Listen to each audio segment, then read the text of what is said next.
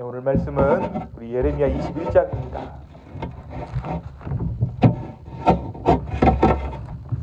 예레미야 21장 1절에서 10절까지의 말씀을 함께 읽겠습니다.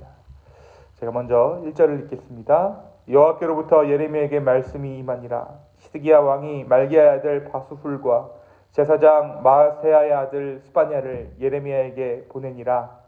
바벨론의 느부갓네살 왕이 우리를 치니 청컨대 너는 우리를 위하여 여호와께 간구하라. 여호와께서 혹시 그의 모든 기적으로 우리를 도와 행하시면 그가 우리를 떠나리라 하니, 예레미야가 그들에게 대답하되 너희는 시드기야에게 이같이 말하라. 이스라엘의 하나님 여호와께서 이와 같이 말씀하시되 보라, 너희가 바벨론의 왕과 또 너희를 애워싼 갈대인과 싸우는 데 쓰는 너희 손의 무기를 내가 뒤로 돌릴 것이요 그것들을 이 성 가운데 모아들이라. 내가 든 손과 강한 팔 곧 진노와 분노와 대노로 친히 너희를 칠 것이며 내가 또 사람이나 짐승이나 이 성에 있는 것을 다 치리니 그들이 큰 전염병에 죽으리라 하셨다. 여호와의 말씀이니라. 그 후에 내가 유다의 왕 시드기야와 그의 신하들과 백성과 및 이 성읍에서 전염병과 칼과 기근에서 남은 자를 바벨론의 느부갓네살 왕의 손과 그들의 원수의 손과 그들의 생명을 찾는 자들의 손에 넘기리니 그가 칼날로 그들을 치되 측은히 여기지 아니하며 긍휼히 여기지 아니하며 불쌍히 여기지 아니하리라 하셨느니라. 여호와께서 말씀하시기를 보라, 내가 너희 앞에 생명의 길과 사망의 길을 두었노라. 너는 이 백성에게 전하라 하셨느니라. 이 성읍에 사는 자는 칼과 기근과 전염병에 죽으려니와 너희를 애워싼 갈대아인에게서 나가서 항복하는 자는 살 것이나 그의 목숨은 전리품같이 되리라. 여호와의 말씀이니라. 내가 나의 얼굴을 이 성읍으로 향함은 복을 내리기 위함이 아니요 화를 내리기 위함이라. 이 성읍이 바벨론 왕의 손에 넘김이 될 것이요 그는 그것을 불사르리라. 아멘. 우리가 예레미야 21장의 말씀을 함께 묵상합니다. 우리가 어제 말씀에서 예레미야가 자신의 선지자됨을 하나님 앞에 한탄하는 모습을 함께 나누었습니다. 내가 더 이상 하나님의 말씀을 선포하고 싶지 않습니다. 선지자로서의 삶을 포기하고 싶습니다. 라는 그러한 한탄이 예레미야에게 있었던 것이죠. 하지만 끝내 죄악을 떠나지 못하는 유다의 모습을 보노라면 그의 마음이 타들어가는 것 같아 차마 선지자의 사명을 내팽개칠 수 없음을 예레미야가 또한 고백합니다. 이러한 상황에서 하나님께서는 하나님의 비전을 다시 한번 예레미야에게 보여주시죠. 하지만 예레미야는 여전히 마음의 갈피를 잡을 수가 없습니다. 그러한 말씀 가운데 오늘 말씀 21장은 본격적인 하나님의 심판의 상황을 담아내고 있어요. 바벨론의 느부갓네살이 예루살렘을 공격해 들어온 것입니다. 그동안 예레미야가 말해왔던 그 하나님의 심판, 비록 이것이 바벨론에 의한 심판이지만 하나님께서 선봉이 되어 예루살렘을 침공하는 그 심판이 지금 임하게 된 것이에요. 느부갓네살은 군대를 보내서 예루살렘을 포위하고 공격합니다. 그렇다면 이 위기의 순간에 유다의 왕은 어떻게 반응하고 있습니까? 시드기야는 나라의 운명이 풍전등화 같은 절체절명의 순간에 예레미야가 오래전부터 이런 위험 상황을 벌어질 것이라고 예언했던 것을 그제서야 기억합니다. 그래서 이 시드기야가 예레미야에게 사람들을 보내게 됩니다. 그것이 1절의 내용이죠. 누가 예레미야를 찾아가게 됩니까? 바로 스바냐와 바수훌이라는 사람이 이 예레미야를 찾아가게 됩니다. 이 바수훌은 정치인입니다. 20장에서 예레미야를 때렸던 임멜의 아들 바수훌과는 다른 사람입니다. 한편 스바냐는 제사장이었어요.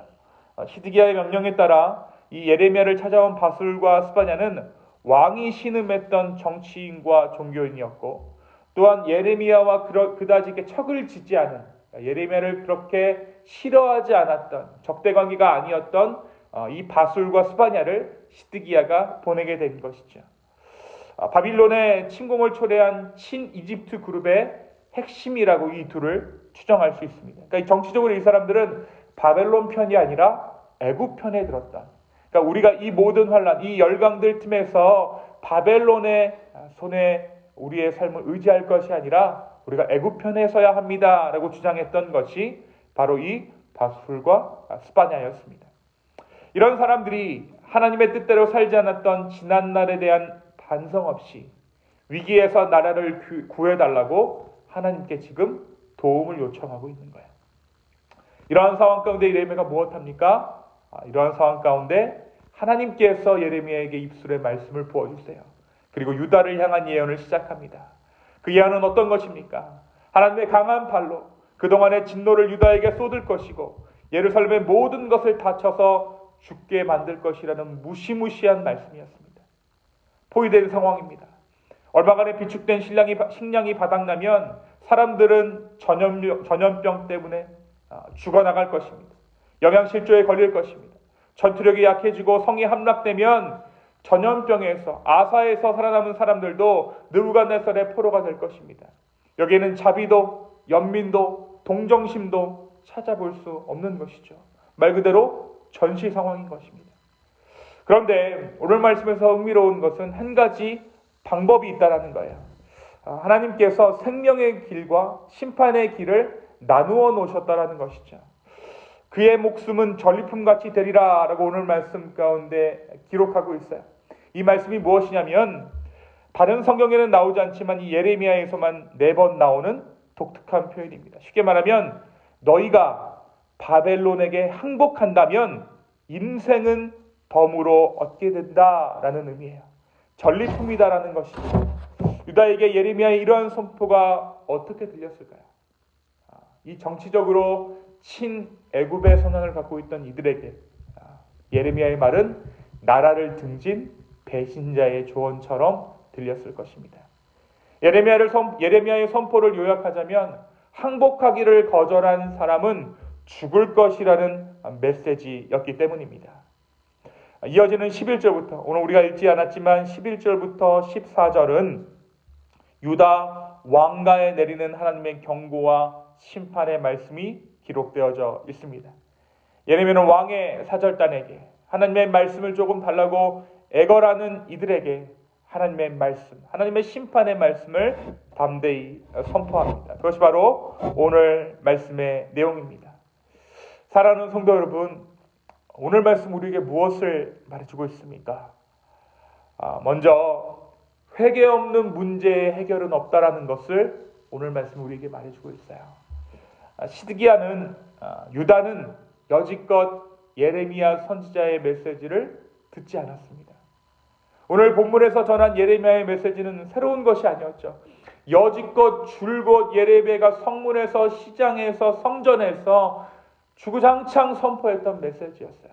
이렇게 될 것이다. 하나님께서 선봉이 되어 바벨론을 통해 북방의 민족을 통해 너희를 심판할 것이다라는 메시지는 여지껏 예레미야가 평생을 다해 전해왔던 메시지였습니다. 그러나 유다는 이 말씀을 듣지 않았죠.